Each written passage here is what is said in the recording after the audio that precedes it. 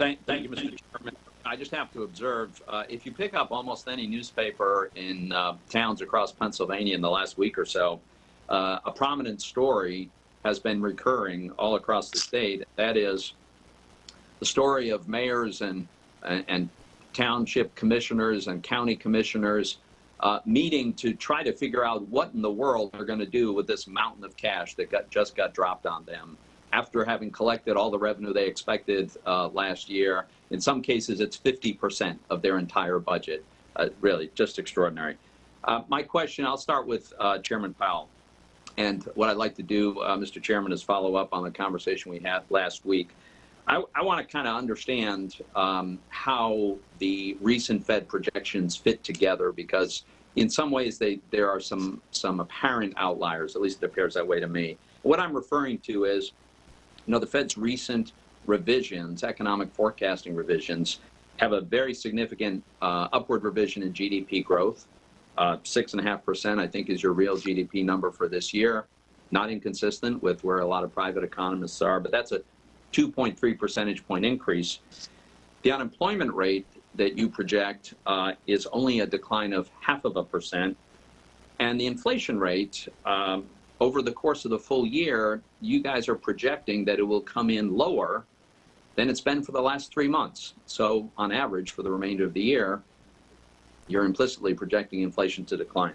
So I think most economic models that would have that big an upward revision in economic growth would have a stronger reduction in unemployment and higher likelihood of inflation. And my concern is, if your models systemically were to understate the progress we're likely to make on employment and understate the risk of inflation, of course, it could lead to accommodative policy that goes too far for too long. So can you walk us through why you have a relatively small improvement in the unemployment rate and a declining inflation despite the strong GDP growth?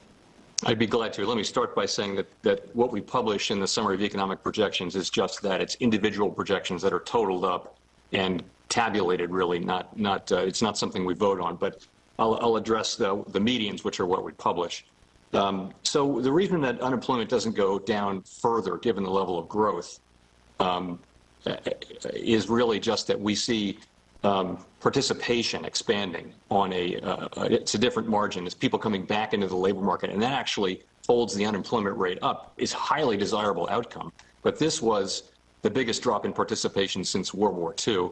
That's part of it. There are a bunch of other things that go into it. And of course, there's a good amount of uncertainty around that. On inflation, go ahead.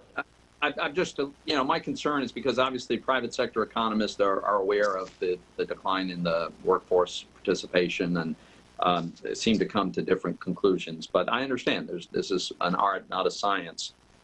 Let me just, so I'm going to run out of time here, direct my next question to Secretary Yellen. But first, on the topic of IMF SDRs, I do want to thank Senator Kennedy for his leadership on this issue. Madam Secretary, as you know from our conversation, I'm very concerned about the issuance of another $500, $600 billion of SDRs in the name of helping poor countries respond to COVID. SDR allocations are not meant to be a source of foreign aid. That's the realm of Congress to decide whether or not to extend foreign aid. And as you yourself have pointed out, this is an extremely inefficient way to deliver that aid, since the money goes mostly to G20 countries that have no need for this. So I'm just wondering why it is that you seem to have changed your position on the desirability of using SDRs for this purpose.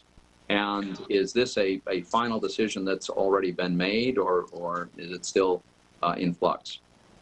Well, before committing to it, we will certainly, as the law requires, consult with Congress.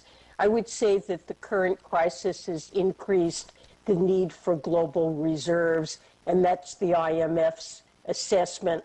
The global economy suffered a very severe collapse in 2020. It contracted by 3.5%. The emerging market and developing economies face considerable external financing needs, and an SDR allocation will help countries meet this need for reserves without forcing them to tighten fiscal policy, which could lead to further global divergence. Now, this is a joint effort of the global community, and there's broad support for an SDR allocation. It's true that rich countries will get SDR. That's how it works. It's tied to each country's quota in the IMF. But many countries have indicated a willingness and desire to recycle the SDRs they receive, either in the form of loans or grants, to low-income countries. And so that will magnify the impact of the SDR allocation in terms of providing resources to low-income countries. I see I'm out of time. Thank you, Mr. Chairman.